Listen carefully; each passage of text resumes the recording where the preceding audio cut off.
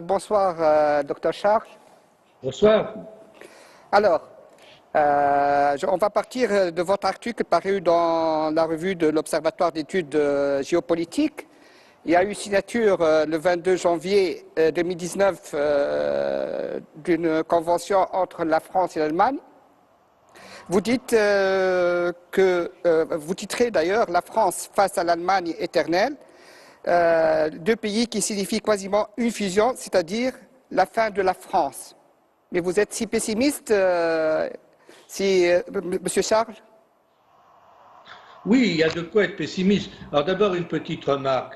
On nous a dit pour le traité de Marrakech, et puis maintenant on nous a redit pour le traité franco-allemand, que tout cela n'avait pas beaucoup d'importance, que c'était pas grave, qu'il n'y aurait pas des conséquences terribles pour les peuples. Bon, alors on se demande pourquoi on dépense tant d'énergie si ça ne sert à rien.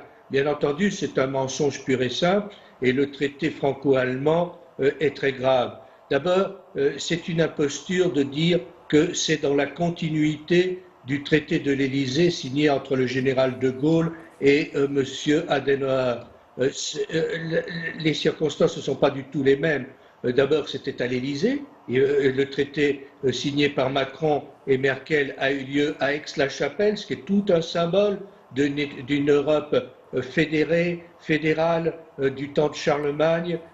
Et il faut quand même se souvenir que Charlemagne, c'est le grand ami des européistes. Et il y avait une division SS qui s'appelait la Charlemagne, c'était les volontaires français du temps de la Seconde Guerre mondiale. Tout cela est nauséabond. Mais ce qui est plus grave encore, c'est que bien entendu, nous ne sommes pas du tout dans la continuité du traité de l'Élysée. Le traité de l'Élysée avait été signé par le grand général de Gaulle avec un Konrad Adenauer qui représentait qu'une partie de l'Allemagne, des Allemagnes, c'est-à-dire l'Allemagne de l'Ouest, et qui de toute façon se méfiait beaucoup de la réunification ou de l'unification des Allemagnes et qui était très hostile à la Prusse. Aujourd'hui, il y a à la tête de l'Allemagne une Prussienne, une femme, Merkel, dont le père, il faut se souvenir, est un des rares qui a choisi d'aller vers le régime communiste. Tous les autres s'enfuyaient de l'Est à l'Ouest. Eh bien, lui, il a fait la démarche inverse. Il est allé vers les communistes, donc ce qui est vers la dictature, vers le totalitarisme rouge, et ça, c'est quand même un signe très grave. Mais Dr Charles, est-ce que c'est son tort quand elle est née d'un père communiste? Mais elle ne l'a jamais renié et elle a fait partie des jeunesses, des pionniers du Parti communiste et tout ça. Elle n'a jamais renié ce passé. Elle est prussienne.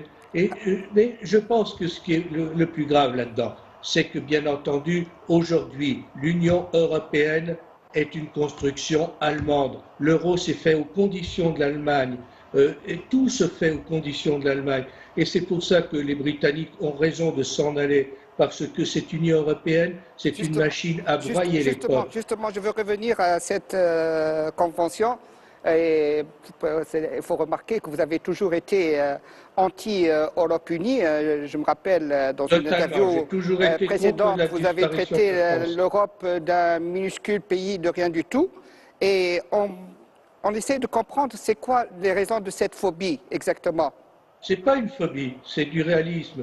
Cette Europe est une construction qui se fait contre les nations. Cette Europe n'est qu'un succédané de la mondialisation. Cette Europe prône des valeurs qui ne sont pas des valeurs de nos nations européennes. Cette Europe se fait contre les peuples et cette Europe se fait au bon gré de l'Allemagne et c'est une Europe allemande qui est en train de se construire. L'Allemagne a enchloussé l'Europe centrale et l'Europe de l'Est, qui sont devenues des colonies allemandes. Aujourd'hui, cette Union européenne nous conduit au désastre. Et on nous dit qu'il va y avoir une politique extérieure commune entre la France et l'Allemagne.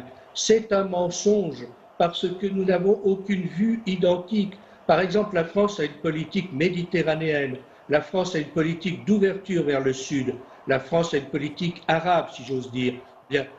L'Allemagne, Merkel, elle a dit pour moi, Merkel, pour moi, allemande, elle a dit, la Méditerranée est un mur infranchissable qui nous sépare du Sud.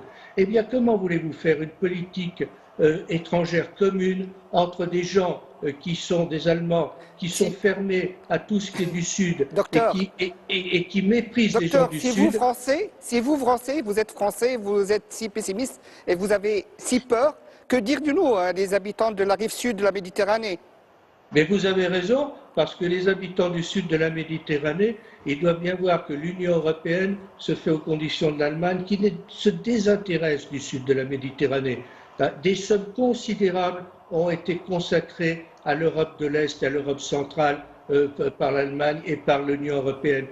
Pour le sud de la Méditerranée, on ne fait rien. Il n'y a que la France qui plaide pour le sud de la Méditerranée. Et si la France s'acoquine avec l'Allemagne, eh bien, le sud de la Méditerranée sera le grand perdant parce qu'il aura perdu son meilleur et son seul avocat. La France est le seul avocat du sud de la Méditerranée en Europe. Les autres, que ce soit l'Italie ou l'Espagne, ne comptent hélas pas beaucoup, et tous les autres sont alignés sur l'Allemagne et se moquent du sud de la Méditerranée. Or, moi, je suis persuadé que l'avenir de la France et l'avenir des nations européennes, c'est avec le sud de la Méditerranée qu'il faut le construire. Dernière question, docteur, vous n'êtes pas sans savoir que la Tunisie a engagé des négociations de ce qu'on appelle l'ALECA. Est-ce que vous conseillez les autorités tunisiennes d'aller continuer dans ce chemin ou de prendre du recul? Qu'est-ce que vous nous conseillez exactement? Moi, je pense que tout accord fait avec un bloc qui représente quand même 26, 27 pays, si on est tout seul à le négocier, est un accord où on est trop faible. Je pense qu'il faut que les Arabes et que les Maghrébins viennent en bloc. C'est pour ça qu'il faut une union du Maghreb arabe, parce qu'une union du Maghreb arabe pèsera plus fort que des nations qui sont isolées. Et je pense que ça, c'est aussi un grand défi pour le sud de la Méditerranée. C'est le rêve qui est en train de s'éloigner de plus en plus, docteur. Bien entendu, bien entendu. Et c'est le grand défi du sud de la Méditerranée, c'est de vaincre ces divisions. Très difficile à réaliser dans les circonstances actuelles. Mais les circonstances actuelles, on les connaît bien. C'est la politique algérienne qui est anti-marocaine, qui soutient un mouvement séparatiste au Sahara marocain et qui entretient artificiellement un conflit qui est un reliquat de la guerre froide. Si l'Algérie, le régime algérien voulait être raisonnable, il mettrait fin à cette pantalonnade et on pourrait enfin faire cette union du Maghreb arabe dont le Sud a besoin pour être plus fort et pour peser dans ses relations avec l'Union européenne. On a très bien reçu votre message. Je m'abstiens de tout commentaire. Je laisse nos amis algériens le droit de réponse s'ils veulent user de ce droit. Merci beaucoup, docteur Charles Saint-Pro. Il faudrait-il rappeler, j'ai oublié de le faire tout à l'heure, que vous êtes directeur général de l'Observatoire des études géopolitiques. Merci beaucoup. Merci d'avoir répondu présent à notre invitation. Et à très bientôt. Merci. À bientôt. Merci beaucoup. Au revoir.